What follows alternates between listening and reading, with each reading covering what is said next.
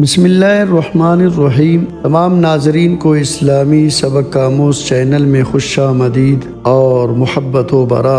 السلام علیکم ورحمۃ اللہ وبرکاتہ۔ رب العزت قرآن مقدس کے اندر ارشاد فرماتے ہیں فَبِأَيِّ آلَاءِ رَبِّكُمَا تُكَذِّبَانِ، تم اپنے رب کی کون کون سی نعمتوں کو جھٹلاؤ گے۔ مثانہ رب العزت کی ایک عظیم ترین نعمت ہے۔ گردے ہر 20 سیکنڈ میں ایک قطرہ پیشاب پیدا کرتے ہیں اور یہ قطرے مثانے میں جمع ہوتے رہتے ہیں۔ جب مثانہ بھر جاتا ہے تو انسان رفع حاجت کے لیے اٹھتا ہے۔ اگر یہ مثانہ نہ ہوتا تو کوئی انسان ایک جگہ پر کئی گھنٹے نہیں بیٹھ سکتا تھا اور ہر 20 سیکنڈ میں بیت الخلاء جانے پر مجبور ہو جاتا۔ ایک مریض کو مثانے کے کینسر کا سامنا کرنا پڑا اور اس کا مثانہ نکال دیا گیا۔ اس کی جگہ آنتوں سے ایک مصنوعی مثانہ بنایا گیا۔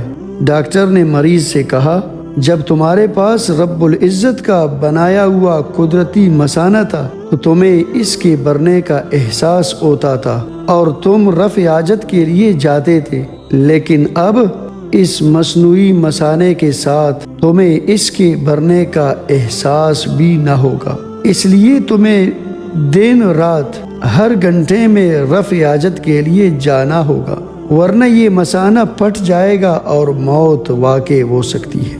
تو کیا تم نے اللہ کی اس عظیم نعمت کا کبھی احساس کیا ہے؟ کیا تم نے یہ غور کیا کہ رب العزت نے تمہارے مثانے کو عضلات سے بنایا ہے جو سکڑتے ہیں اور پیشاب کو چند سیکنڈ میں نکال دیتے ہیں؟ اگر یہ عضلات نہ ہوتے تو ہر بار پیشاب نکالنے میں تمہیں کم از کم 15 منٹ لگتے۔ تو تمام تعریفیں اس رب کریم کے لیے ہے، ان بے شمار نعمتوں کے لیے جنہیں شمار کرنا ممکن ہی نہیں۔